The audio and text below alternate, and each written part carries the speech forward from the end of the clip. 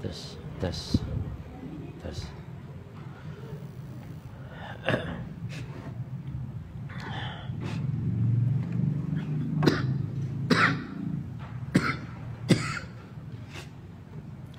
Assalamualaikum warahmatullahi wabarakatuh.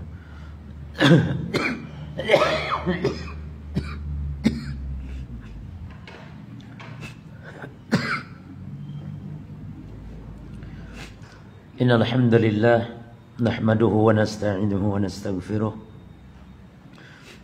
wa na'udzu billahi min shururi anfusina wa min sayyiati a'malina may yahdihillahu fala mudilla lahu wa may yudlil fala hadiya lahu wa asyhadu an la ilaha illallah wahdahu la syarika lahu wa asyhadu anna Muhammadan 'abduhu wa rasuluh sallallahu alaihi wa ala alihi wa ashabihi wa tabi'in wa man tabi'ahum bi ihsanin ila yaumiddin wa sallama tasliman katsira amma ba'd. Ikhwani wa akhwati rahimani wa rahimakumullah. Setelah kita menyelesaikan kaidah tentang takdir, beberapa kaidah-kaidah tentang takdir, kita masuk di kaidah 108 ya. Pembahasan tentang permasalahan yang banyak kaum muslimin terjatuh di dalam pelanggaran-pelanggaran, yaitu berkaitan masalah kuburan. Al-qaidah taqul, kaidah mengatakan al-aslu fima yuf'alu fil maqabir at-tawqifu 'ala al-adillah. Hukum asal setiap perbuatan yang dilakukan di kuburan adalah berpatokan kepada dalil. Jadi hukum asal berarti terlarang melakukan suatu hal, amalan-amalan, entah itu sholat, entah itu baca Quran, entah. Lalu nanti ada yang dibolehkan oleh syariat, baru itu kita kerjakan ya. Dan ada beberapa kaidah penting berkaitan masalah ini ya, itu tentang masalah kuburan. Sebagai mukaddimah ya, sebelum kita membahas apa saja hal-hal yang dilarang, berarti hukum asalnya ya di kuburan, ada beberapa kaidah penting berkaitan kuburan. Yang pertama, secara umum hukum asal ibadah terlarang, sehingga ada dalil yang memerintahkannya. Ya, ini umum, baik masalah di kuburan, masalah di luar kuburan, bahwa hukum asal ibadah-ibadah itu al-hadar, terlarang, sehingga ada dalil yang memerintahkannya. Karena membuat suatu ibadah-ibadah yang tidak ditetapkan syariat, berarti kita telah menyaingi Allah dalam membuat syariat para jemaah. Ini bahayanya. Bahayanya kita mengada-ada ibadah dalam Islam ya. Maka jatuh ranahnya itu sebenarnya kepada kesyirikan, itu syirik dalam hal menyekutukan Allah dalam hal membuat syariat. Lihat ayatnya di surah Syura ayat 21. Kata Allah Subhanahu wa taala, am lahum syuraka'u syara'u lahum minad din man lam ya'dan bihillah. Apakah mereka membuat sekutu dengan cara mereka membuat syariat dalam agama yang tidak diizinkan oleh Allah Subhanahu wa taala? Maka dosa bid'ah itu dosa yang menghantarkan nantinya kepada kekufuran para jemaah. Maka kata para ulama, al bid'ah itu baridul kufri. Bid'ah itu pengantar kekufuran. Maka ada bid'ah yang mengkonsekuensikan seorang bisa kufur, keluar dari Islam. Ada bid'ah yang tidak sampai mengeluarkan seorang dari Islam, yang disebut dengan bid'ah mufassiqah. Jadi ada bid'ah mukaffirah, ada bid'ah mufassiqah ya. Dan juga seperti hadis Nabi mengatakan, man ahdasa fi amrina hadza ma laysa minhu fa huwa raddun. Siapa yang mengada-ada dalam urusan agama kami ini yang tidak ada contoh, tidak ada dasarnya dalam agama, maka dia tertolak ya. Ini kaidah secara umum ya. Terus yang kedua kaedahnya sebagaimana disebutkan oleh mu'alif di sini. Al-aslu fi ma yuf'alu fil maqabir atau kif 'alal adillah. Hukum asal hal yang berkaitan dengan kuburan, apa yang dilakukan di kuburan itu berpatokan kepada dalil. Jadi tidak boleh kita melakukan hal-hal perbuatan di kuburan kecuali adanya dalil. Misalnya kenapa kita sholat jenazah di kuburan misalnya? Karena adanya dalil. Tapi kenapa kita tidak boleh sholat misalnya yang ada rukuk sujudnya di kuburan? Karena tidak ada dalil, bahkan ada larangannya. Nanti akan kita bahas insya Allah. Kemudian kaidah yang ketiga berkaitan tentang kuburan, bahwa al-maqbarah hiya ismun lil mawdhi'i al-mu'addi lid-dafni wa lam yakun fiha ila qabrun wahid.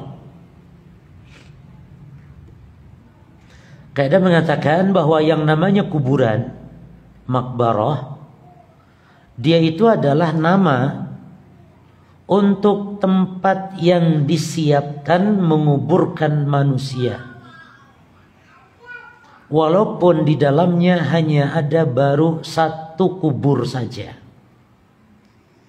Yang disebut dengan maqbarah itu apa? Batasan disebut maqbarah adalah sebuah tempat yang disediakan untuk mengubur manusia, walaupun di situ cuman baru ada satu orang. Misalnya ada tanah 1 hektar, yang mana tanah 1 hektar itu disiapkan untuk ngubur manusia. 1 hektar ya luasnya, bukan 2-3 meter, bukan, 1 hektar.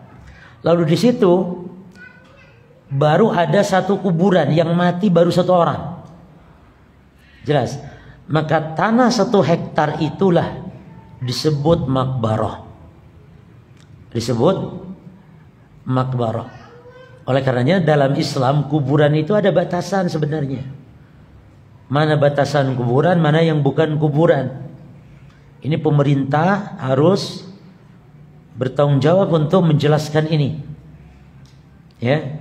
Karena nanti akan berlaku hukum di situ, hukum kuburan, hukum tanah kuburan dengan hukum yang dia bukan tanah kuburan. Ya, maka harus ada batasan. Maka seluruh pagar yang ada di dalam area ditetapkan sebagai tempat mengubur orang walaupun baru satu, maka itu disebut maqbarah, walaupun masafahnya, luasnya sampai berkilo-kilometer misalnya, asal disiapkan untuk kuburan, walaupun kuburannya cuma ada baru satu.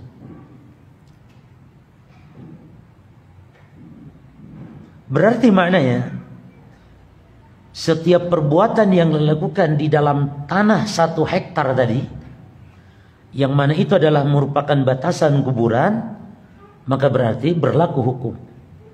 Maka masuk kaidah yang ketiga, yang keempat, ma ahata bil maqbarah mimma huwa dakhilun fi hududiha fa hukmuhu hukmuha. Setiap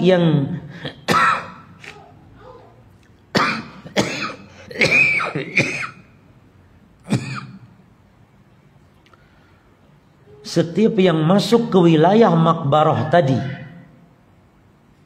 yang mana dia dakhilun fi hududiha, yang dia masuk dalam batasannya kuburan tersebut, yang 1 hektar tadi contohnya, maka fa hukmuhu hukmuha, maka hukumnya sama, berlaku dengan hukum yang ada di kuburan tersebut.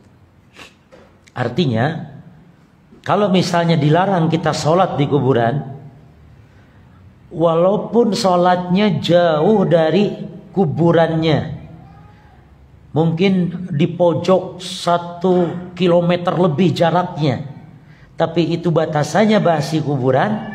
Nah, sholat yang di jaraknya 1 hektar tadi jauh dari kuburan yang satu, tetap terlarang sholat di batasan tersebut. Jelas maksudnya? Karena berlaku hukum kuburan. Jadi jangan, oh sholat kan gak boleh itu menghadap kubur. Sementara kita itu kan jauh 1 kilometer jaraknya, tapi itu masih batasan kuburan, maka berlaku hukumnya. Ini maksud dari kaidah ini. Ma ahata bil maqbarah mimma huwa dakhilun fi hududiha fa hukmuhu hukmuha. Ya. Jelas paham maksudnya ya? Jadi ada tanah 1 hektar disiapkan untuk kuburan, di situ cuma ada 1 kuburan. Di pojok sebelah barat.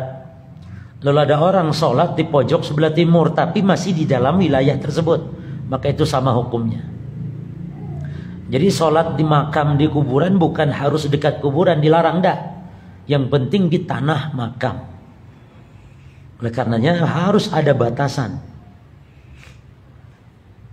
Dan ini berlaku nanti semua ibadah, cuma ya, semua ibadah, termasuk berwudu di kuburan, termasuk menyembelih kurban di kuburan misalnya, maka harus ada kejelasan batasan-batasan tersebut.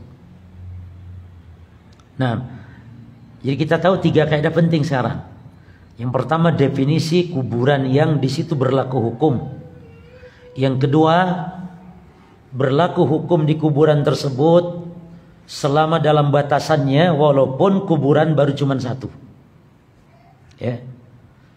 Itu juga disebut tetap sebagai makam, sebagai kuburan. Nah, lalu apa saja contoh-contoh hal yang dilarang di kuburan, bahkan ada larangannya? Yang pertama sekali adalah raf'ul kubur fawqa shibri. Yang pertama, meninggikan kuburan di atas 1 jengkal. Awil bina'u 'alaiha, atau membangunnya. Bukan sekedar meninggikan tapi dibangun. Ya, ini termasuk di hal-hal yang dilarang dalam masalah kubur. Awil kitabatu 'alaiha, termasuk menulisinya. Ini semua dalam minal bid'ahil muharramah, semua termasuk bid'ah-bid'ah yang diharamkan. Ya. Dan dalilnya banyak dalam masalah ini. Semua kiai mengetahui dalil-dalil ini. Dia baca hadisnya. Seperti dalam hadis Muslim, dari hadis Abul Hayyaj Al-Asadi, dia mengatakan bahwa Ali bin Abi Thalib pernah cerita kepada dia. Kata Ali, ala ab'asuka ala ma ba'asani alaihi Rasulullah SAW. Kata Ali kepada Abul Hayyaj Al-Asadi, maukah saya utus kamu sebagaimana saya dulu pernah diutus oleh Rasulullah? Yaitu apa? Allah tada'a timsalan illa tamastahu. Di mana Rasul dulu ngutus saya agar tidak boleh ada gambar dan patung kecuali dihancurkan. Wala qabran musyrifan illa sawaitahu, dan tidak ada kubur yang tinggi kecuali diratakan. Maksud diratakan yakni disejajarkan dengan kubur-kubur yang lain. Maksud diratakan yakni rata 1 jengkal di atas permukaan tanah. Jadi bukan berarti rata dengan tanah, tidak. Ya. Perhatikan lafaznya di sini, kubur musyrifan, al-musyrif yakni al-qabru al-ali, kubur yang tinggi. Jadi Nabi mengutus Ali untuk meratakan kubur. Lalu Ali pun mengutus sahabatnya untuk meratakan kubur-kubur. Maka tidak boleh an narfa'al kubur fawqa shibr. Maka tidak diperbolehkan untuk meninggikan kubur di atas 1 jengkal. Maka kalau ada kubur di atas 1 jengkal, maka yu'tabar dakhilan fi umumil ansab. Kata para ulama, di antara Imam Al-Qayyim, kalau ada kubur yang tinggi di atas 1 jengkal, itu sudah bisa disebut berhala. Ya.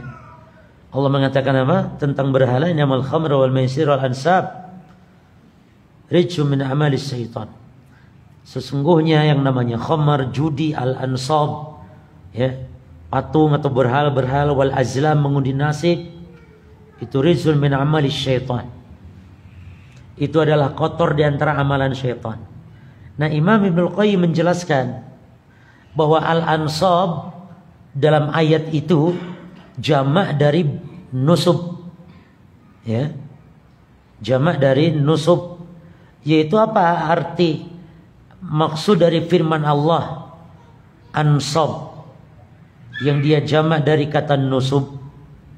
Artinya adalah asyai'ul ladzi rufi'a, yakni sesuatu yang didirikan, ya, rafa'ahu ahluhu, atau yang ditinggikan oleh orang, liyaj'aluhu mahalan li'ibadatihim, yaitu untuk dijadikan sebagai sesembahan atau tempat ibadah, ya, atau tempat melakukan kesyirikan mereka. Berarti yang dimaksud dengan al-ansab ini sifatnya umum, jemaah. Dan itu benar dari makna bahwa yang maksud berhala itu kan bukan hanya patung, jemaah, tapi setiap segala sesuatu yang disembah selain Allah. Maka yang namanya kuburan yang tinggi, ya jemaah, pohon-pohon yang dikeramatkan, ketika dia disembah, ketika dia dikeramatkan, diagungkan, maka masuk ke dalamnya bab nusub, ansab. Ya. Ini dijelaskan oleh al-Imam Ibnu Qayyim rahimahullah ta'ala. Ada lagi hadis berkaitan larangan menulis, ya jemaah. Bahwasanya Nabi melarang an yujassasal qabru. Nabi melarang menembok kuburan. Wa yuktaba 'alaiha, Nabi melarang menulisi kuburan. Wa yubna 'alaiha, Nabi melarang membangun kuburan. Wa an tuta'a, dan Nabi melarang menginjak-injak kuburan. Masyaallah. Jadi Islam ini agama yang adil, ya, dalam masalah kubur. Dilarang kubur diagung-agungkan, tapi dilarang juga dihinakan. Dilarang diduduki. Nah, Nabi SAW an yujassasal qabr. Nabi melarang menembok kuburan, menulisi kuburan. Ya. Dan larangan di sini konsekuensinya apa, jemaah? Haram. Nabi melarang, kan gitu. Nahan Nabiyyu sallallahu alaihi wasallam. Nabi melarang. Dan konsekuensinya adalah tahrim. Maksudnya haram, bukan makruh. Ya. Kecuali ada yang memalingkan dari hukum asal larangan yang haram ini kepada makruh. Sementara dalam hal ini tidak ada pemalingnya. Ya. Tidak ada pemaling. Hukumnya ini haram. Lalu apa maksud makruh? Ada sebagian salaf mengatakan katanya makruh. Meninggikan kuburan, membangun kuburan, itu makruh. Maka kita katakan, iya, makruh dalam kamusnya para salaf dahulu itu bukan makruh yang dipahami oleh para ulama fikih sekarang. Sebagaimana Allah menyebut dalam Quran, kekufuran itu adalah makruh. Bukan berarti makruh sebagaimana dipahami oleh para ulama fikih atau ulama usul, bukan. Tapi makruh karaha maknanya ini tahrim. Ya. Karena di antara istilah para salaf kalau memutlakkan istilah makruh al-karaha, maka yaqsiduna biha al-karaha at-tahrimiyah. Maksudnya makruh di sini adalah maksud makruh haram, lal karahah tanzihiyah, bukan makruh tanzih, tapi makruh tahrim. Seperti misalnya ada ucapan Imam Syafi'i, ya. Misalnya sebagian salaf mengatakan akrahul bina 'alal kubur. Aku memandang atau aku membenci, ya, membangun kuburan. Maka jangan dipahami makruh tanzih, ya, karena makna hadis dan lafaz salaf yang dimaksud di sini adalah larangan yang menunjukkan kepada haram. Imam Syafi'i misalnya mengatakan demikian. Yang maksud Syafi'i ini haram, makruh, bukan makruh diistilahkan oleh para ulama sekarang.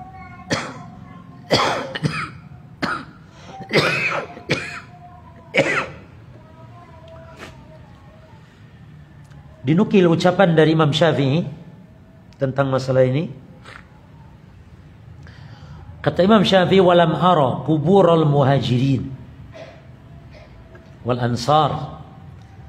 Saya tidak melihat kuburannya sahabat-sahabat muhajirin dan ansar, yang maksudnya di kota Madinah di zaman Imam Syafi'i, mujassasatan, ya, yakni dalam keadaan ditembok, mujassasah. Wa qad ra'aitu minal wulah man yahdimu, dan saya melihat ada penguasa yang mengerobohkan, menghancurkan mayyubna fiha, kuburan yang sudah dibangun di atasnya. Kata Imam Syafi'i, falam ara ahadan minal fuqaha ya'ibu dzalik, dan saya tidak melihat seorang pun dari ulama ahli fikih yang mencela hal itu, yakni mencela perbuatan para penguasa yang menghancurkan, merobohkan kuburan yang tinggi tersebut. Ini menunjukkan apa? Imam Syafi'i menjelaskan bagaimana dahulu kuburan para sahabat. Ya. Berarti ini adalah perkara yang sudah disepakati berdasarkan dalil dari sunnah, dari ijma para salaf tentang masalah haramnya.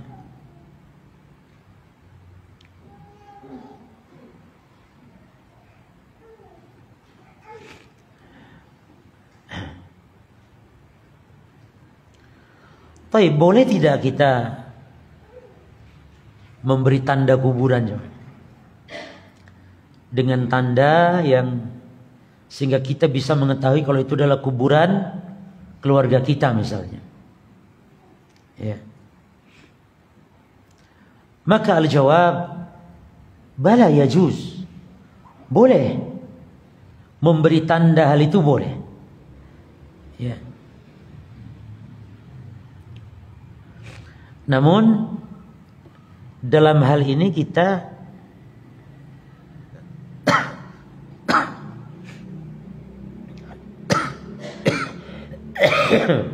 perlu merinci, yakni tanda seperti apa yang dibolehkan untuk menandai kuburan. Maka kita katakan adalah dia dengan al-hajar faqat, dengan batu saja, ya. Jadi menandai dengan batu atau dengan sesuatu yang mirip seperti itu, maka itu dibolehkan. Sebagaimana Nabi SAW memberi tanda kuburannya Utsman bin Mad'un, ya. Di dalam hadis Al-Muttalib bin Abdullah ibn Hantab disebutkan, Nabi SAW ketika meninggal Utsman bin Mad'un, 'allama qabrahu, Nabi memberi tanda kuburannya Utsman bin Mad'un ini bihajar, dengan batu. Lalu apa alasannya? Kata Nabi, li'atarraf ala qabri akhi, supaya saya tahu kuburan saudara saya ini, wa adfina ilaihi man mata min ahli, dan supaya nanti dikuburkan di dekat situ di antara keluargaku, kata Nabi. Jadi memang untuk memberi tanda ini kuburan keluarga kita boleh dengan batu, ya. Hadis ini sahih, diriwayatkan oleh Imam Abu Daud. Tapi boleh enggak bukan dengan batu ngasih tanda? Ya batu juga, tapi misalnya bilbo, ya, kasih tanda dengan cat misalnya, kasih cat warna merah kah, warna kuning, tanda ini kuburan keluarga kita misalnya.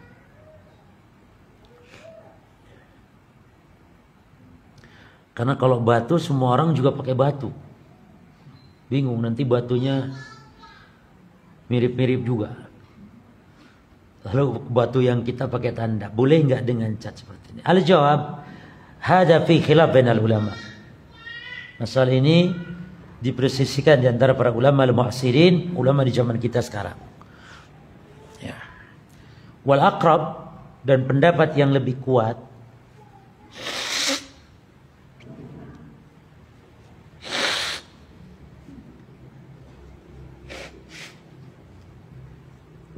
pendapat yang lebih kuat, jawazuhu insyaallah. Pendapat yang lebih kuat boleh. La ba'sa an yu'allama al-qabr bil boyah. Ini tidak mengapa menandai kubur dengan cat, an tad'a launan muayyanan ala qabri mayitina. Tidak mengapa dibuat ada tanda catnya untuk masih tanda, diletakkan di misalnya di kuburan keluarga kita yang semisal. Lalu kalau ada yang bertanya, boleh tidak? Ini udah mulai nambah lagi pertanyaannya. Boleh tidak ditulisi namanya? Bukan dengan cat tanda merah atau tanda. Awala yazuz an u'arrifahu bi kitabati ismihi alaih. Tulis namanya, nama mayit. Maka al-jawab la yajuz, hada muharram. La yajuzu ala hadha. Adapun kalau menulisi, al-jawab tidak boleh, jawab. Ditulis. Karena Nabi SAW jelaskan mengharamkan untuk menulisi tadi kan. Itu loh cuma. Jadi kita mengatakan nggak boleh, haram itu bukan tanpa dasar, tanpa adanya dalil, tidak.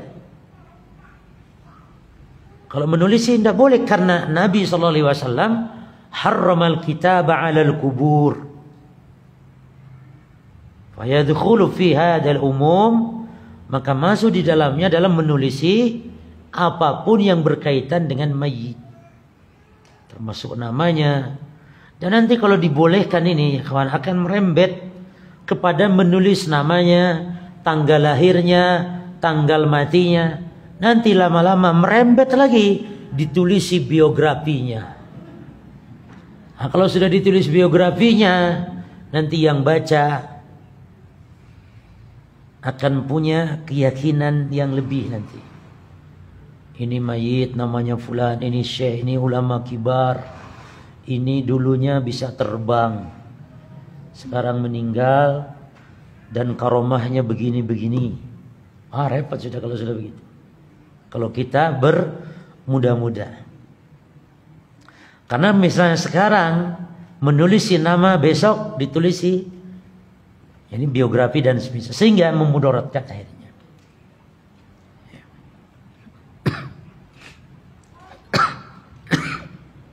Jelas sama ya? Baik. Awala yajuzu an aktuba ala qabril mayyit tarikha wafatihi. Apakah boleh kita menulisi tanggal matinya? Al-jawab hadha muharram aidan la yajuz. Ini kan banyak dilakukan kaum muslimin. Hampir semua kuburan bahkan. Nama, tanggal lahir, tanggal wafat. Ini juga haram li umumin nahi 'anil kitaba 'ala qabril mayyit. Yani dilarang sebagaimana keumuman larangan untuk menulisi kuburan. Ya. Lagi pula apa faedahnya jemaah? Ya kan? Kita ini kan memberi tanda, menandakan kuburan itu kan agar kita mengenal, untuk supaya kita ziarahi, kita doakan. Ini bukan suatu hal yang penting untuk kita menuliskan tanggal lahir. Ya kalau masalah penting setiap orang mungkin, loh penting Ustaz supaya tahu nih mayit umurnya sudah berapa. Ya repot kalau sudah. Intinya kita memberi tanda itu ketika Nabi memberi tanda kuburan Utsman bin Maz'un agar untuk dikenal bahwa ini adalah kuburan keluarganya, ya, sehingga kita bisa menziarahinya. Karena mendoakan juga sebenarnya tidak harus datang ke kuburannya kan, itu dari manapun sampai, ya, walaupun jauh, walaupun tidak harus datang ke kuburannya. Nah,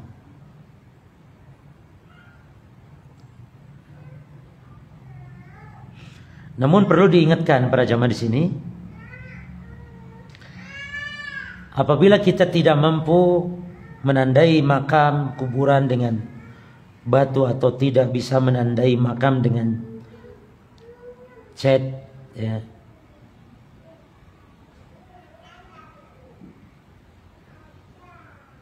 atau yang semisalnya, maka fahina idzin natrukut ta'lim wa nad'u li amwatina hatta wa in da'at kuburuhum.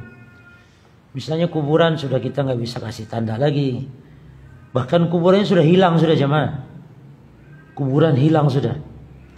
Mungkin banjir nggak jelas lagi kuburan di mana, tanahnya berubah, makam jadi berubah, bergeser dan semisal sudah. Atau walaupun demikian kita tidak usah sedih itu dengan hilangnya kuburan, karena kita mendoakan orang yang telah meninggal dimanapun, bagaimanapun bentuknya, tetap ya akan sampai doa-doa kita kepada mereka dan akan bermanfaat. Nah,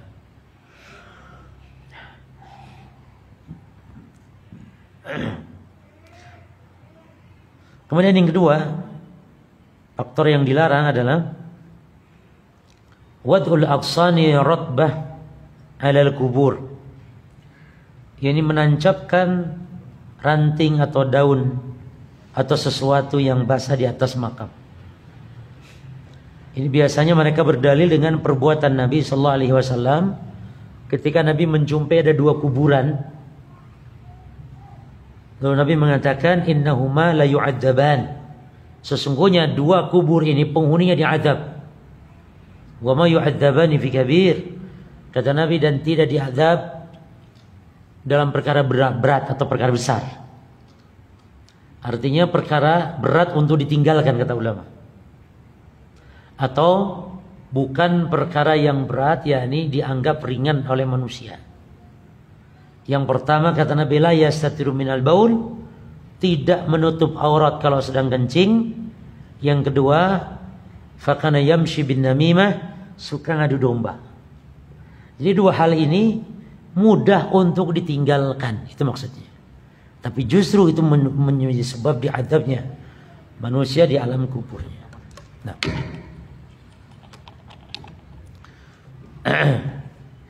lalu ketika Nabi mengetahui hal ini, ingat ikhwan, ini berarti perkara gaib ya. Nabi tahu mayitnya sedang diazab ini, Nabi tahu, diberitahukan oleh Allah.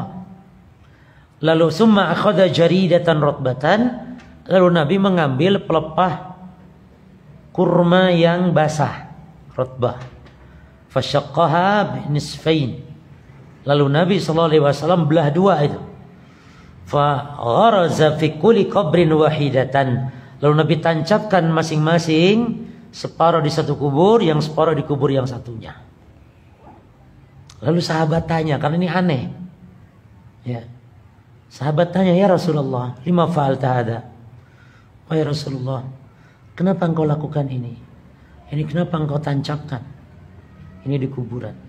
Kata Nabi, perhatikan, la'allahu, mudah-mudahan. Jadi Nabi juga enggak memastikan bahasa enggak, mudah-mudahan. Jadi Nabi pun berharap mudah-mudahan yukhaffafu anhuma ma lam yaibasa. Mudah-mudahan diringankan, subhanallah. Bukan diangkat azabnya, bukan.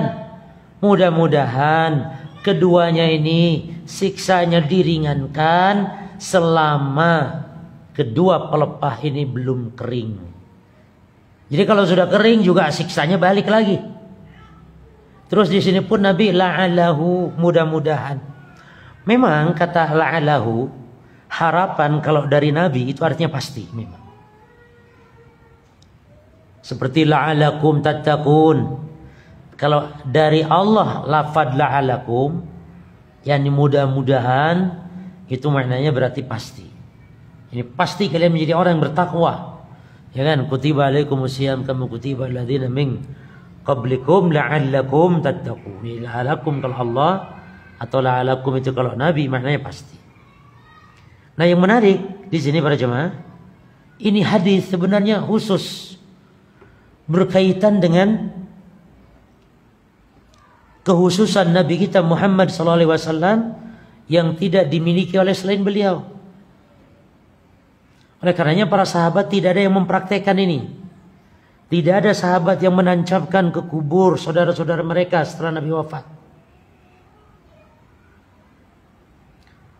Memang hukum asalnya yang namanya perbuatan Nabi, ya, hukum asalnya perbuatan Nabi adalah at-tasyri'. Ini hukum asal. Perbuatan Nabi adalah hukum asalnya, berarti syariat yang harus kita ikuti. Maka kalau timbul pertanyaan, kenapa kita kok dilarang?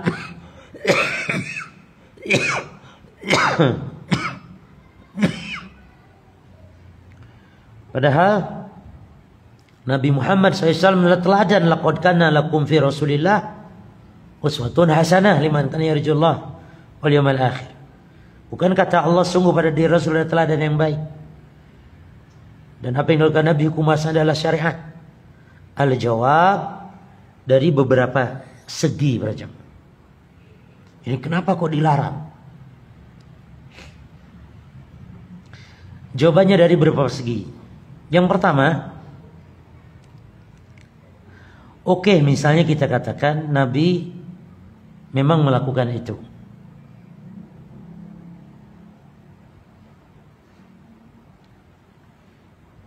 Sebagaimana tadi dalam hadis.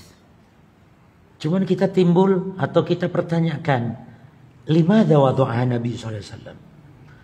Alasannya kenapa Nabi melakukan itu? Makanya para sahabat tanya kan kepada Nabi. Jawabannya Pak Ikhwan, karena Nabi mendengar, Nabi mengetahui mayit sedang di apa? Sedang disiksa. Jadi Nabi SAW tidak ujug-ujug. Nabi tidak ujug-ujug meletakkan pelepah kurma itu di kuburan, tidak. Tapi ada asbab. Ya. Nabi sedang lewat gitu loh. Secara tidak sengaja Nabi sedang lewat.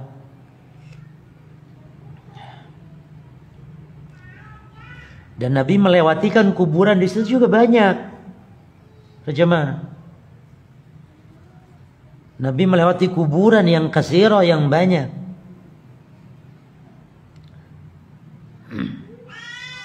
Dan tidak dinukil ya.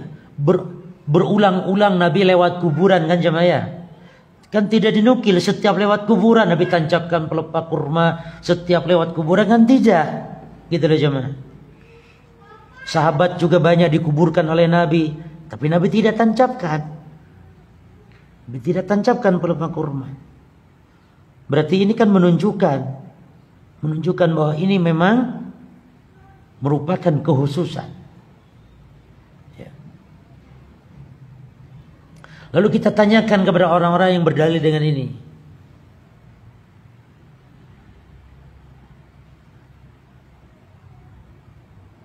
Apakah mendengar siksa kubur berlaku bagi setiap orang, atau hanya ini merupakan kekhususan Nabi? Al-jawab, ini adalah kekhususan Nabi kan. Maka atas dasar apa kita meletakkan pelepah kurma yang biasanya diganti dengan kembang melati atau yang lainnya misalnya? Atas dasar apa gitu? Sementara kita tidak mengetahui ini mayit sedang disiksa atau tidak. Karena sebab Nabi melakukan itu adalah karena adanya beliau mengetahui mayit disiksa. Berarti kita pun kalau mau melakukan ya harus seperti itu sebabnya. Itu jemaah.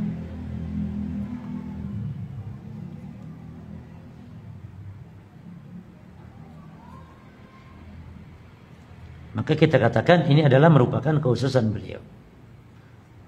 Terus yang kedua jawabannya jemaah. Antum betul jawaban pertama ya. Jawaban kedua sekarang.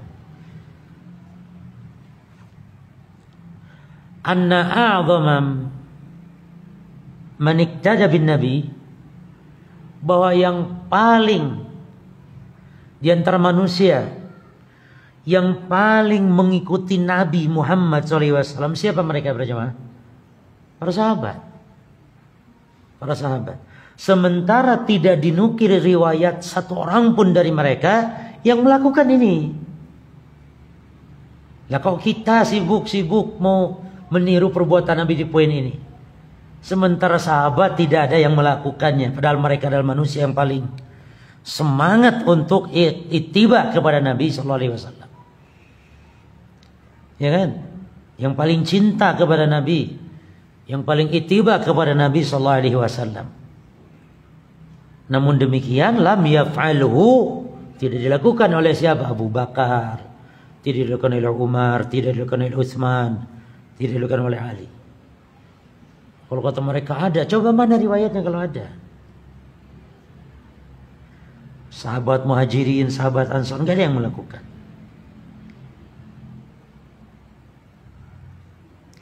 Ada riwayat cuma namanya Ruwaidah bin Al-Husayb. Namanya siapa? Ruwaidah ibnu Al-Husayb. Dia pernah wasiat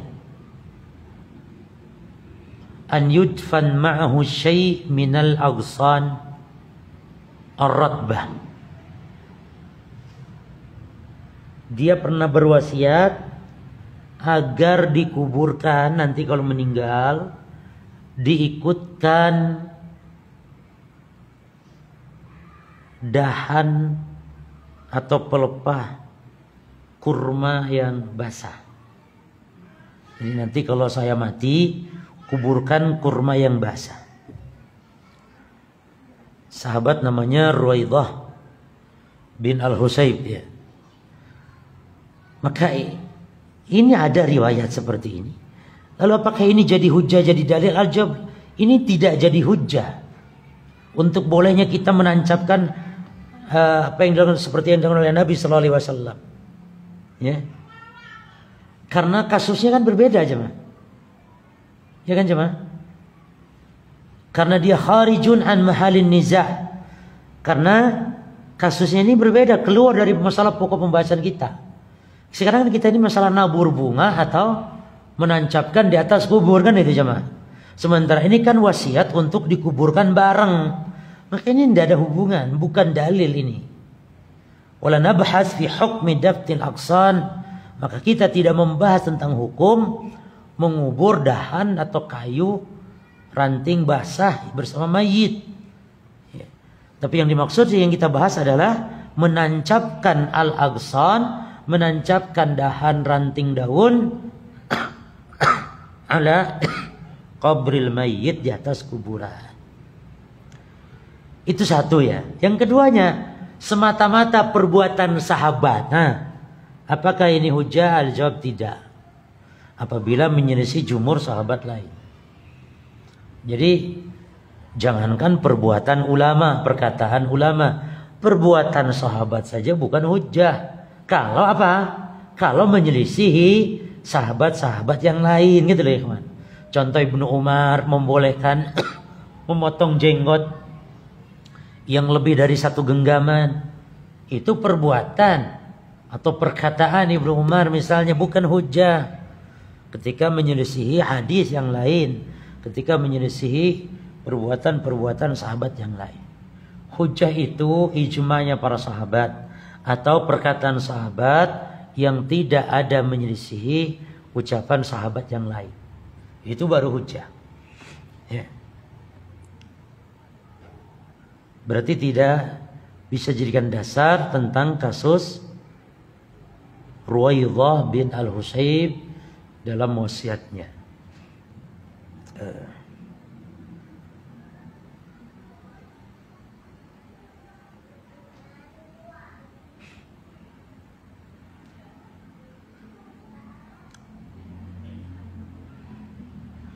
Lalu juga yang ketiga mungkin, kalau kita melakukan itu dengan alasan Nabi melakukannya karena juga kan karena orang sedang diadab, berarti kita sudah berburuk sangka kepada mayit, ya kan? Berburuk sangka kepada sahibul kubur. Karena Nabi melakukan itu karena sedang diadab, berarti kita pun berburuk sangka. Ketika kita meletakkan sesuatu di atas kubur, berarti kita berburuk sangka kepada mayit, mayit sedang diadab. Nah,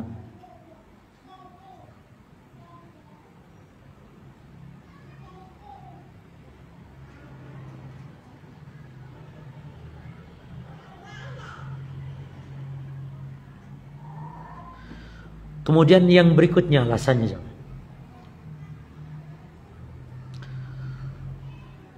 kaidahnya bahwa sunnah itu ditafsirkan oleh sunnah. Artinya hadis tentang Nabi menancapkan pelepah kurma, ya,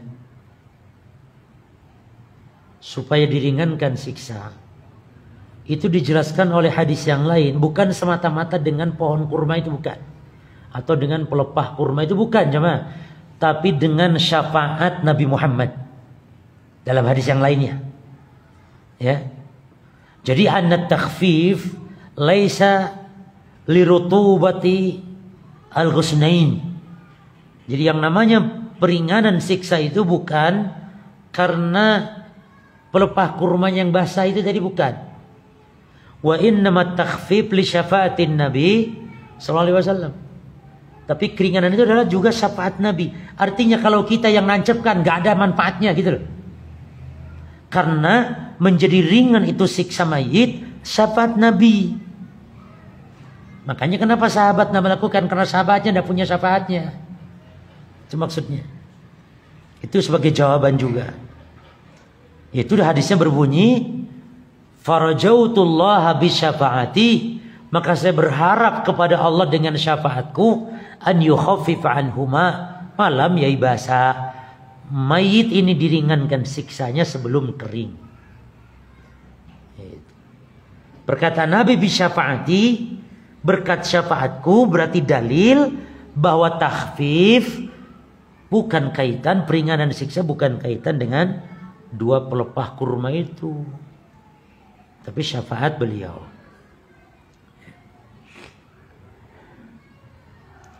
Lalu kalau ada yang bertanya, apa hikmahnya harus ditancapkan? Kalau syafaat kan gak harus tancap-tancap segala. Lalu apa hikmahnya gitu? Katanya dengan syafaat, tapi harus nancapkan pelepah kurma tadi. Kan tanpa menancapkan bisa saja syafaat. Al-jawab, untuk muddatun litakhfif, untuk ukuran berapa lama diringankannya siksa dengan syafaat tersebut.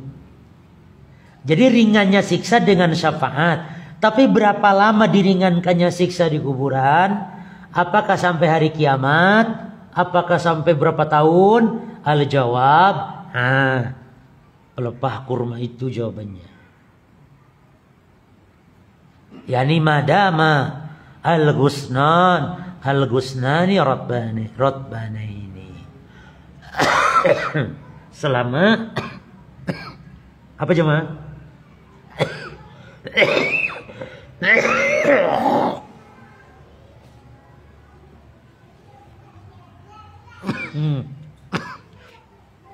Selama pelepah kurma itu rotbaini,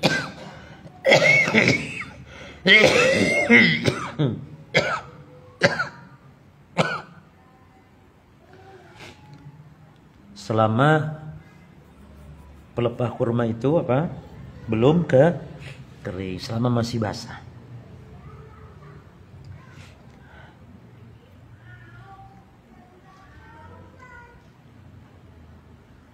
Jadi selama rutubatul ghusnain, selama pelepah itu masih basah, maujudatan dan ada di situ, fa inna takhfif bi syafa'ah sabitun. Berarti keringanan siksa dengan sebab syafaat tetap ada. Ya. Fa idza yaibasa al-ghusnan, ketika dua pelepah itu kering berarti intaha waktu takhfif bi syafa'ah. Maka selesai berarti waktu ringannya siksa dengan sebab syafaatnya Nabi sallallahu alaihi wasallam.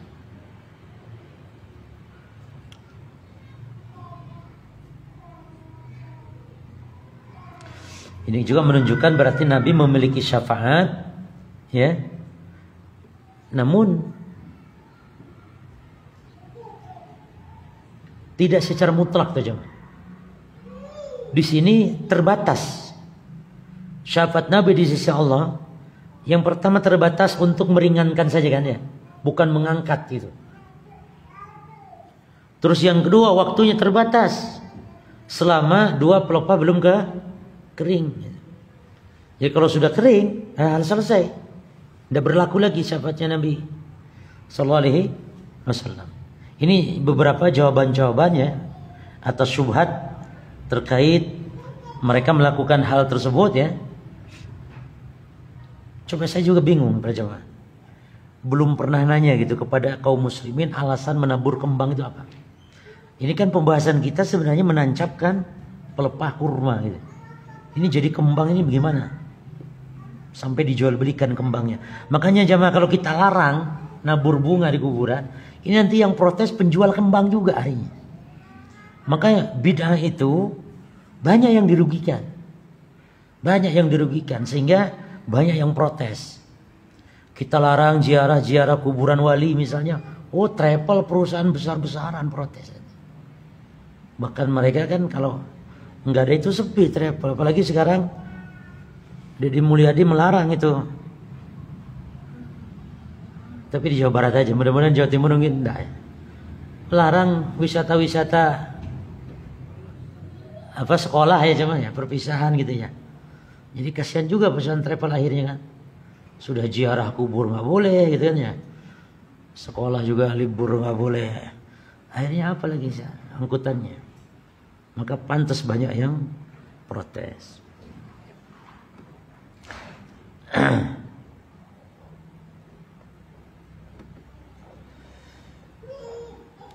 Baik, kemudian diantara kebid'ahan di kuburan, dan yang paling banyak, yang paling menyebar, yang paling buruk di tengah-tengah umat Islam adalah bina'ul masajid 'alal kubur. Membangun masjid tempat sholat di kuburan.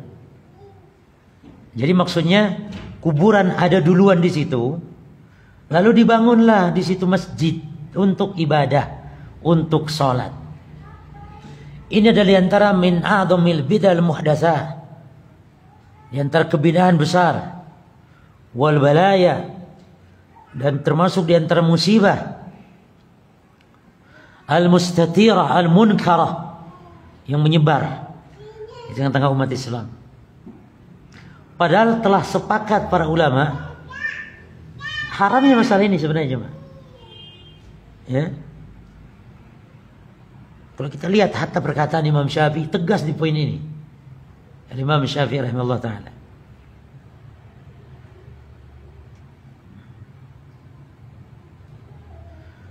Jadi telah sepakat tahrimnya atas masalah ini.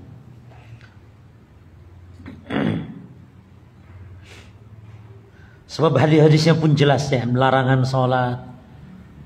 Sampai Nabi mengatakan misalnya, laknatullah alal yahud wa nasara ittakhadhu quburahum bihi masajid. Laknat Allah atas Yahudi Nasrani yang telah menjadikan kubur nabi-nabi mereka sebagai masjid. Nabi melarang salat di atas kubur, menghadap kubur, la tusallu ilal kubur. Jangan kalian salat menghadap kubur dan seterusnya. Bahkan dalam hadis Bukhari Muslim, hadis yang dibaca oleh semua umat Islam istilahnya jemaah. Hadis-hadis semacam ini itu bukan ada diriwayatkan oleh kitab-kitab hadis yang tidak dikenal, tidak. Bukhari Muslim yang semua umat Islam baca istilahnya. Yang kedudukannya itu seperti Quran istilahnya, dibaca semua umat Islam. Itu dijelaskan. Dilarang menjadikan kubur-kubur orang soleh itu sebagai tempat ibadah. Aisyah bercerita tentang Ummu Salamah, Ummu Habibah, menyebutkan tentang gereja yang dia lihat di Habasyah. Kapan melihat ini? Ketika hijrah pertama ya ke Habasyah, melihat gereja yang di situ ada gambar-gambar makhluk bernyawa. Lalu diceritakanlah kepada Nabi. Maka ini Nabi pun mengatakan, diceritakannya tentang keindahan gereja tersebut dengan gambar-gambarnya. Lalu Nabi berkata akhirnya, inna ulaika idza kana fihim rajulun salih. Sesungguhnya mereka itu kalau orang-orang solehnya meninggal, itu banau ala qabri masjidan. Mereka bangun di atas kuburnya itu tempat ibadah, masjid, jadi maksudnya tempat ibadah. Wasawwaru fi tilkas suwar, lalu mereka membuat gambar-gambar patung-patung, gambar makhluk bernyawa di kuburan tersebut. Faulaika syirarul khalqi indallahi yaumil qiyamah. Kata Nabi, mereka itulah seburuk-buruk makhluk di sisi Allah di hari kiamat kelak. Jadi hadisnya semacam ini kan tidak perlu tafsiran, tidak perlu untuk merenungi tadabbur secara berat, enggak. Sudah jelas. Dalam hadis Muslim juga begitu. Nabi menyebutkan 5 hari menjelang wafat. Ya. Kata Nabi, ala wa inna man kana qablakum kanu yattakhiduna qubura anbiya'i masajid. 5 hari menjelang wafat jemaah Nabi SAW. Dan sudah mulai sakit. Sakit berat. Nabi tutup wajahnya dengan selimutnya. Lalu ketika terasa sesak dibuka lagi oleh Nabi. Ditutup lagi, demam, berlipat demamnya Nabi SAW. 5 hari menjelang wafat. Itu Nabi bersabda, ketahuilah bahwasanya orang-orang sebelum kalian itu mereka menjadikan kuburan para nabi, orang-orang saleh sebagai tempat ibadah. Dan ketahuilah, ala fala tattakhidul qubur masajid. Ketahuilah, jangan kalian jadikan kuburan tempat ibadah. Fa inni anhaakum an dzalik, sungguhnya aku melarang kalian hal itu. Maknanya apa jemaah? Ini berarti akhir syariat ini. Jadi hukum ini nggak dihapus, itu akhir syariat. Disebutkan Nabi menjelang wafat, berarti Nabi betul-betul perhatian atas akidah umat. Sampai mau wafat masih memperhatikan umat. Jangan sampai umat jatuh kepada kesyirikan dengan menjadikan kuburan orang soleh sebagai tempat ibadah. Dan itu sarana menuju kepada kesyirikan. Inna min syararin nas, kata Nabi, sesungguhnya seburuk-buruk manusia man tudrikumul sa'wahum ahya. Ini orang yang ketika kiamat dia masih hidup. Karena kiamat itu terjadi hanya kepada orang-orang yang paling buruk di muka bumi, orang kafir. Lalu siapa lagi yang buruk? Walladzina yattakhiduna al-qubur masajid, dan yang menjadikan kuburan sebagai masjid. Itu manusia terburuk di muka bumi. Alhamdulillah berjamaah sekalian. Dan ini sekarang dilakukan oleh kaum muslimin. Sengaja di kuburan itu dibangunnya masjid. Ya. Maka kata sahabat Abu Ubaidah bin Al-Jarrah, inna akhir ma takallam bihin Nabi, sesungguhnya perkataan paling akhir yang Nabi sabdakan, seolah ini wahyu yang paling akhir yang Nabi sampaikan kepada manusia adalah Nabi bersabda, akhriju Yahud wa Nasara min jaziratil Arab. Usir Yahudi Nasrani dari jazirah Arab. Wa'alamu anna syirar nas. Ketahuilah, ini ucapan terakhir Nabi, kata sahabat Abu Ubaidah bin Al-Jarrah. Ketahuilah sesungguhnya seburuk-buruk manusia alladzina yattakhiduna quburan bihim masajid, yang menjadikan kubur para nabi sebagai tempat ibadah. Ini yang akhir diucapkan Nabi SAW. Betul sebagaimana tadi kan, menjelang wafatnya, menjelang sakaratul mautnya, Nabi bersabda demikian. Ya. Jadi dilaknat al-Yahud wa Nasara, dilaknat gara-gara itu. Yang sekarang justru ditiru oleh umat Islam. Dan ini sebuah kenyataan yang kita yakini pasti terjadi. Apa yang dikabarkan Nabi, karena Nabi kan mengabarkan umat Islam akan meniru apa yang dilakukan oleh yang Yahudi, orang-orang Nasara, termasuk meniru dalam hal mengagungkan kubur, menjadikan kubur sebagai tempat ibadah.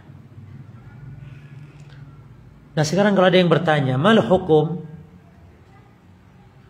idza khalafa hadul muslimin ubana masjidan al qabrin? Bagaimana hukum dalam syariat kalau ada seorang muslim menyelisih syariat dengan cara dia membangun masjid di atas kuburan tersebut? Maka jawabannya, mana yang duluan dia yang berhak. Mana yang datang belakangan berarti itu yang harus dihancurkan oleh penguasa tentu yang menghancurkan. Maka kalau kuburan lebih dulu ada, masjid dibangun di situ masuk, berarti masjid yang dihancurkan. Karena ini yang dimaksud dengan masjid dirar namanya. Masjid syirik, masjid wasaniyah, masjid yang dibangun untuk penyembahan berhala. Itu dalam Islam begitu. Ini bukan dibangun untuk beribadah kepada Allah. Ya kan coba? Sengaja dibangun masjid di situ agar apa? Manusia mengagungkan kubur itu. Gitu.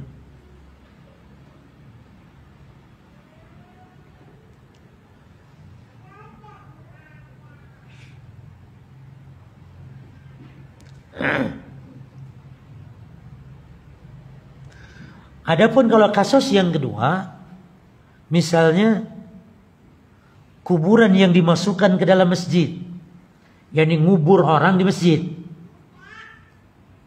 maka yang harus dihancurkan apanya? Al-jawab bukan dihancurkan, tapi yang paling pertama yang lebih berhak, maka masjid lebih berhak di situ. Sehingga yang harus dipindahkan adalah kuburannya. Maka yajibu alaina fi hadhil halah, wajib bagi kita kalau di kondisi yang ini an najma'a rifafal qabr wa 'idhamal mayyit. Wajib kita kumpulkan sisa-sisa kubur, tulang belulang jenazah, lalu tadfan fil maqabir 'ala 'amah, lalu kita kuburkan di pemakaman umum. Kalau orang dikubur di situ, kuburan baru masuk. Jadi yang duluan ada dalam masjid.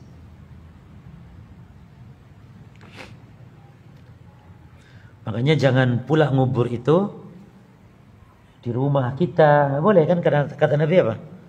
La taj'alu buyutakum maqabir. Jangan jadikan rumah kalian kuburan. Masuk di dalamnya, jangan ngubur orang di rumah. Jadi ada dua makna. Pertama, ay la tadfanu mautakum fil buyut. Jangan ngubur orang di rumah. Itu makna yang pertama. Dari hadis, jangan jadikan rumah kalian kuburan. Atau makna yang kedua, yakni al-utla 'anil ibadah. Artinya mengosongkan dari ibadah di rumah. Meninggalkan ibadah di rumah. Artinya tidak boleh umat Islam menjadikan rumahnya kosong dari ibadah. Sehingga seperti kuburan. Itu maknanya. Jadi wajib mengeluarkan kuburan dari masjid yang kalau masjid duluan ada. Lalu bagaimana hukumnya? Ada seseorang bangun masjid, wakaf dia. Namun dia ausa ayyudfan fihi ba'da mauti. Lalu dia berwasiat agar dikuburkan di wakafnya tersebut, di masjidnya tersebut setelah meninggalnya. Apakah wajib kita tunaikan wasiatnya atau tidak? Al-jawab, kaidah berlaku bahwa wasiat itu wajib ditunaikan. Sengaja ilahnya saya perlambat. Wasiat wajib ditunaikan. Ilahnya lambat nanti. Kecuali. Jadi hukum asal wasiat wajib ditunaikan. Illa fima khalafa syara'. Kecuali kalau wasiatnya menyelisihi syariat, maka haram ditunaikan. Berarti wasiat ditunaikan tidak itu? Kalau saya meninggal, kubur saya di masjid yang saya bangun. Gimana wasiatnya tunaikan? Tidak. Al-jawab haram ditunaikan. Karena membangun mengubur manusia di dalam masjid itu terlarang. Jelas semuanya. Tapi benar memang wasiat itu harus ditunaikan. Hukum asal. Kalau saya meninggal, tolong tahlilkan saya 7 hari 7 malam. Dengan menyembelih setiap malamnya seekor sapi yang dibagikan kepada fakir miskin. Masya Allah, sapi disembelih dibagi kepada fakir miskin, tunaikan tidak cuma. Tahlilan ya nggak boleh ditunaikan. Ya. Namun kalau si keluarga mayit mau berbuat baik, boleh dia bersedekah atas nama mayit, ya, atas nama mayit sedekah, tapi tidak melakukan tahlilan tersebut, ya. Tapi bersedekahnya boleh. Sembelih misalnya atas nama mayit, tapi bukan dibuat di acara tahlilan hari ke-7, 4 bulan seterusnya.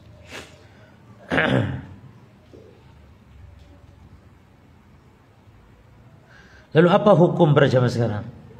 Lau shalla insanun fi masjidin fihi qabr. Apa hukum kalau seseorang sholat di masjid yang ada kuburannya? Baik di kuburan yang dibangun masjid di situ atau di masjid yang ada kuburan manusia dikubur di situ. Al-qaulu sahih, memang ada dua pendapat ulama. Pendapat pertama, dan ini pendapat yang kuat, bahwasanya anna salatahu muharramah wa batilah. Bahwa salat di masjid yang ada kuburannya, salatnya dia haram, dan bukan hanya haram tapi salatnya batal. As-salatu fi hadhil masajid al-mabniyah 'ala al-qubur muharramah. Salat di masjid yang dibangun di atas kuburan atau di masjid yang ada kuburannya ini haram. Walaysat muharramatun faqat, bahkan bukan hanya haram saja, bal muharramatan wa kabiratan min kabairi dzunub, bahkan haram dan dosa di antara dosa besar. Was-salatu fi dzatiha batilah, dan salat pada zatnya juga batil. La tabra'u dhimmah sahibiha, tidak mengangkat beban seseorang, yakni tidak melepaskan beban seseorang. Yani kalau ada orang sholat duhur di situ, berarti dia belum duhur, wajib duhur lagi. Ini pendapat yang lebih selamat. Pendapat yang ringannya apa jemaah? Sholatnya sah tapi dosa. Pendapat yang kedua yang ringan, sholatnya sah tapi dosa. Konsekuensinya apa? Pahalanya berkurang, berarti rugi. Sholat di kubur, ya di masjid yang ada kuburan. Tapi pendapat yang hati-hati, tidak sah. Fayajibu i'adatuha, wajib mengulang salatnya fi maudhi'in tajuzu fi salatu, di tempat yang boleh salat di situ tanpa ada kuburan. Maka jenengan tidak boleh memberatkan diri. Kalau sudah salat di sebuah masjid, jangan jenengan keliling-keliling, mutar-mutar lihat-lihat masjid itu. Tidak usah. Sudah sholat di sebuah masjid, selesai sholat pulang. Jangan mutar-mutar seperti kasus saya pernah. Pas saya lihat-lihat sekeliling masjid, delalah anak kuburan nih. Akhirnya yang tadinya sudah selesai sholat, sehingga harus sholat ulang lagi, cari masjid. Akhirnya saya sholat di masjid yang berikut dan gak lihat-lihat lagi, karena dikhawatirkan lingkungan masjid itu pasti, ya. Tapi kalau sudah dipastikan ada kuburan, ya jelas nggak boleh.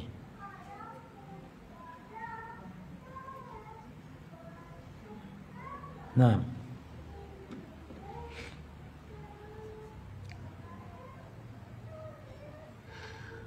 Taib, pertanyaan berikut. Au yazulul mahdhur idal qabru fi mu'akhkharil masjid. Apakah larangan itu menjadi hilang? Yani boleh sholat di situ kalau kuburan itu di belakang masjid jauh, bukan di arah kiblat masjid. Al-jawab annal masjid yajibu siyanatuhu an dabtil amwat fi mutlaqan. Perhatikan jemaah. Masjid itu wajib untuk dibersihkan dari jenazah secara mutlak dimanapun, bighadin nazar, tanpa harus melihat maudhi'i dafnihi, tanpa kita melihat di mana dikuburnya jenazah itu di masjid, mau di kiblat kayak. Dan tentu ini yang paling bahaya, yang paling berat tentunya, asyadduha khataran, ya, ini di kiblat. Karena kalau di kiblat kan memang jelas manusia sujud di situ. Tapi walaupun misalnya fi muakharil masjid, di belakang masjid, au janibil masjid, di samping masjid, fi mayaminihi, di sebelah kanan masjid, au mayasiri, di sebelah kiri masjid. Yajibu alaina an nunajjah masjidal muslimin, wajib kita untuk membersihkan masjid kaum muslimin dari dibangunnya, dari adanya kuburan-kuburan di situ, dimasukkannya mayit di dalam situ. Sebagai bentuk apa? Min babis saddid dari'ah, untuk menutup pintu-pintu keburukan, dan untuk himayatan lihadihil mawadi', untuk menjaga tempat ini agar menjadi tempat yang jauh dari kesyirikan, tempat yang untuk penyembahan terhadap berhala. Ingat, berhala itu maksudnya segala sesuatu yang diagungkan, disembah selain Allah SWT, termasuk kubur. Nah, taib, lalu sekarang bagaimana kalau kuburan itu di luar masjid? Ini dia tuh nempel ke masjid tapi luar masjid. Ada kuburan nempel ke tanah masjid tapi di luar masjid, ya. Maka jawabannya para jamaah sekalian, ini juga terlarang, ya. Karena kalau nempel seperti itu, kecuali ada batasan dan di tembok tinggi sehingga makam atau kuburan seolah terpisah. Apalagi dibolehkan kalau memang ada jalan yang memisahkan. Misalnya nggak ada jalan nih, sudah kadung kuburan di situ dikubur, memang di luar tanah masjid, tapi nempel, maka jawabannya boleh asal di apa jemaah? Ingat ya jemaah, apa bedanya dengan yang di kiblat masjid? Kan itu udah tembok. Kalau yang di kiblat masjid itu maksudnya adanya di dalam tanah masjid, di arah kiblat, di kanan kiri belakang, tapi itu tanah masjid. Ini maksudnya di luar tanah masjid tapi nempel. Maka jawabannya kalau nempel seperti ini tidak boleh, kecuali dipagari dengan benteng, dengan tembok, sehingga dipisah dengan benteng boleh. Apalagi kalau di benteng dipisah dengan apa jemaah tadi? Dengan jalan. Adanya jalan yang memisahkan manusia lalu lalang, maka itu jelas boleh, ya, jelas boleh.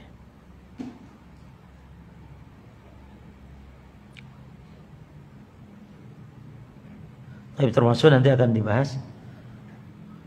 Tapi cukup insyaallah para jemaah.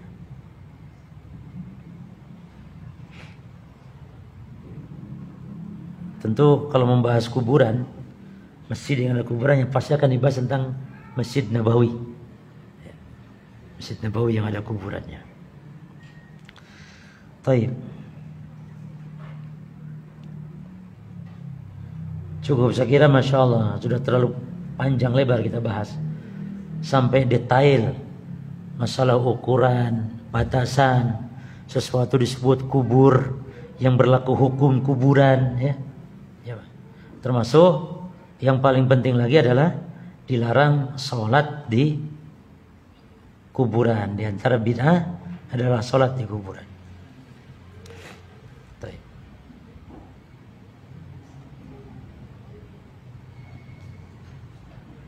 Boleh antum tambahkan tadi, di antara kebid'ahan yang dilarang di kuburan apa? Yaitu sholat di kuburan. As-salatu indaha, ay indal kubur.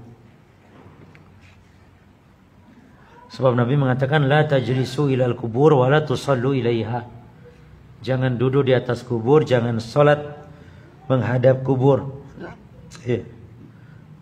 Dalam hadis yang lain kata Nabi, ij'alu min salatikum fi buyutikum wa la tattakhiduha kubura. Jadikan sebagian salat kalian di rumah kalian, jangan jadikan rumah sebagai kuburan.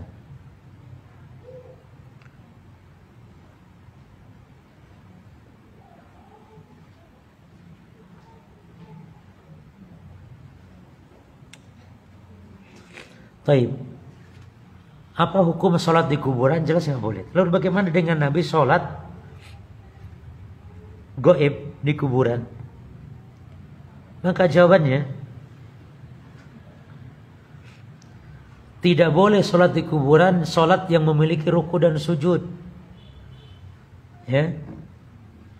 Adapun sholat yang lain seperti sholat jenazah yang tidak ada ruku, tidak ada sujud, maka fala mahdhura fiha, maka tidak masalah. Ini boleh melakukan sholat di kuburan. Termasuk boleh menyolatkan jenazah sebelum jenazah di kuburan, itu di makam boleh kan? Dibawa ke makam, disolatkan jadi makam. Karena yang dilarang sholat di makam, sholat yang tadi yang ada ruku dan sujud. Jadi tidak ada bertentangan antara Nabi sholat di kuburan dengan larangan sholat di kuburan. Tidak bertentangan. Terus apa hukum membaca Quran di kuburan?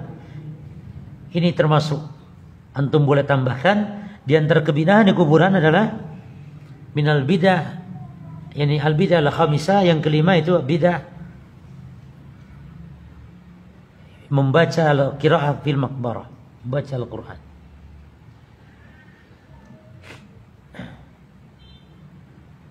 Atau meletakkan mushaf di kuburan.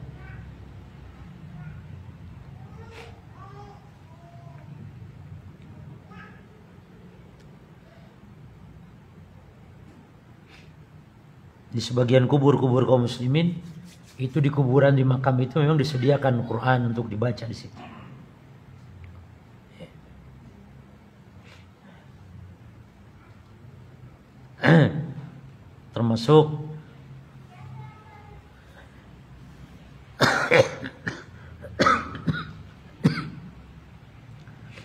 Termasuk berkurban, termasuk bernadar di kuburan. Ini termasuk bagian dari ibadah-ibadah yang membutuhkan kepada apa jemaah? Kepada dalil. Nah,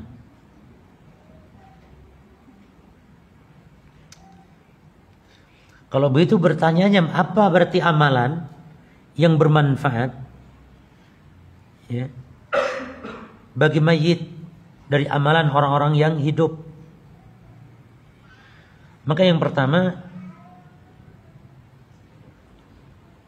apa yang dilakukan mayit ketika masih hidup berupa amal-amal kebaikan.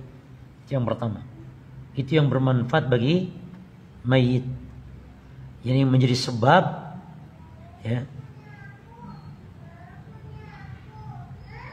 mayit itu menjadi sebab amal-amal kebaikan, seperti misalnya membangun masjid, mayit membangun masjid, mayit memfasilitasi kegiatan-kegiatan dakwah misalnya.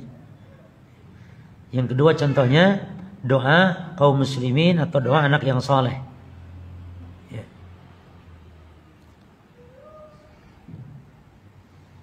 Termasuk menyolatkan mayit, jenazah, ini hal yang bermanfaat bagi mayit. Adapun Adapun membaca Al-Quran yang pahalanya dikirim kepada mayit, menurut mazhab Syafi'i tidak sampai. Adapun menurut Imam Ahmad katanya memang sampai. Pendapat Imam Ahmad, ini membaca Al-Quran lalu pahalanya dikirim kepada mayit, kirim pahala. Menurut Imam Syafi'i bahkan tidak sampai. Di antara kebid'ahan di kuburan adalah israjul maqabir, menerangi kuburan, menghiasinya dengan lampu-lampu penerangan, bukan lampu listrik untuk penerangan jalan, itu boleh. Tapi ini pengagungan sifatnya. Ya. Pengagungan. Termasuk di antara bid'ah apa jemaah? Tawaf di kuburan. Tawaf itu di Ka'bah, bukan di kuburan.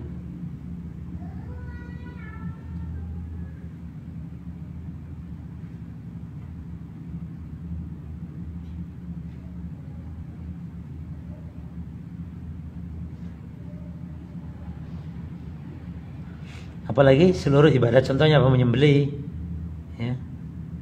Menyembelih, kemudian bernadar dan yang lainnya.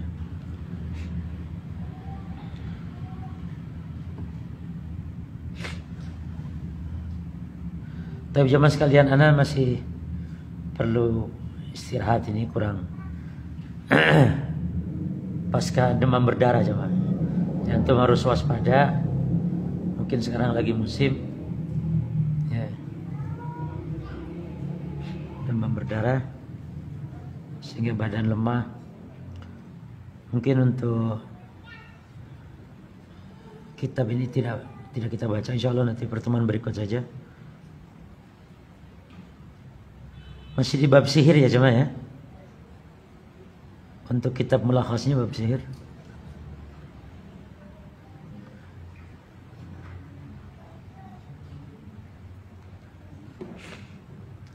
Baik.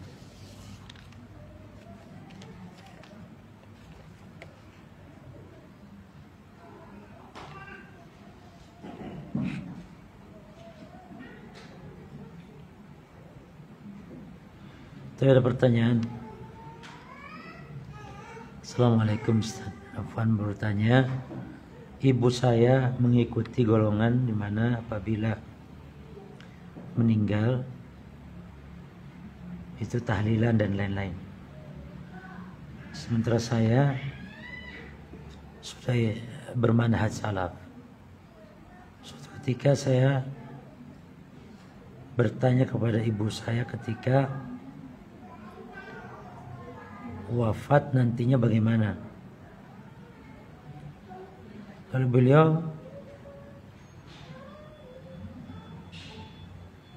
beliau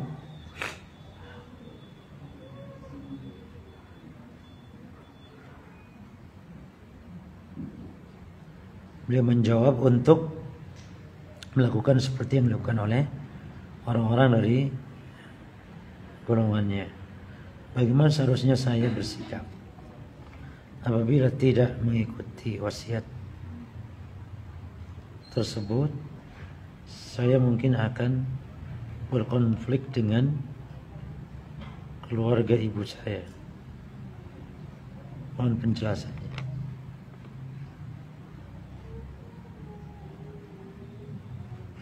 Jadi maksudnya kalau ibunya yang wafat ya, bagaimana sikap kita? Ya kita tidak melakukan, tapi kalau saudara kita yang lain, keluarga ibu yang melakukan tidak masalah. Kita tidak perlu melarang-larang mereka. Ya. Ketika kita sudah menyampaikan, tentu menasihati dengan cara yang baik. Kalau tidak, nggak usah dilarang, tidak apa-apa, biar keluarga ibu kita yang melakukan. Kalau sampai kita juga dimusuhi, diusir, menimbulkan fitnah, maka ikut duduk tidak apa-apa, sambil kita mengingkari dalam hati. Tapi kalau aman dari fitnah itu, maka ya nggak boleh, karena antum mampu untuk menghindar. Apa aman? Apa fitnah itu? Apa yang membahaya? Apa itu bahaya itu maksudnya? Bahaya itu antum dipukul, dianiaya dan semisal, diusir oleh keluarga dan semisalnya. Sementara antum masih membutuhkan keluarga.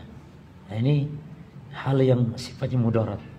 Kalau tidak maka antum harus kuat untuk tidak mengikuti. Adapun kalau kita yang khawatirnya diperlakukan itu maka tidak masalah. Kalau kita mati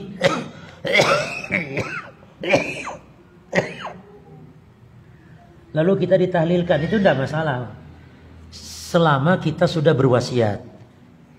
Jadi kita wasiat, nanti wahai keluargaku, kalau saya meninggal nanti jangan ditahlilkan, kuburan saya jangan ditinggikan, lakukan apa yang dilakukan di dalam sunnah. Nah kita buat wasiat seperti itu kalau keluarga kita masih dalam keadaan banyak melakukan hal ritual-ritual kebidahan. Kalau kita sudah berwasiat itu, maka tinggal dosa kembali kepada mereka. Inilah maksud dari hadis Nabi, al-mayyit yu'adza bi buka ahlihi. Mayit disiksa dengan sebab ratapan keluarganya. Apa maksudnya? Yani mayit ini tidak memberi nasihat kepada keluarganya. Tahu keluarganya akan memperlakukan kebidahan seperti itu, tapi dianya biarkan. Baru disiksa karena kelalaian dalam dakwah. Gitu. Bukan mayit disiksa gara-gara perbuatan keluarganya. Bukan. Jelas ya jemaah? Jadi kalau kita yang diperlakukan, kita harus buat wasiat. Syekh Al-Albani memerintahkan untuk membuat wasiat. Kalau dalam kitab Ahkamul Janaiz ya, beliau jelaskan. Membuat wasiat untuk supaya kita tidak berlakukan cara-cara bid'ah ketika kita meninggal. Kalau kita hidup di lingkungan keluarga yang banyak bid'ahnya.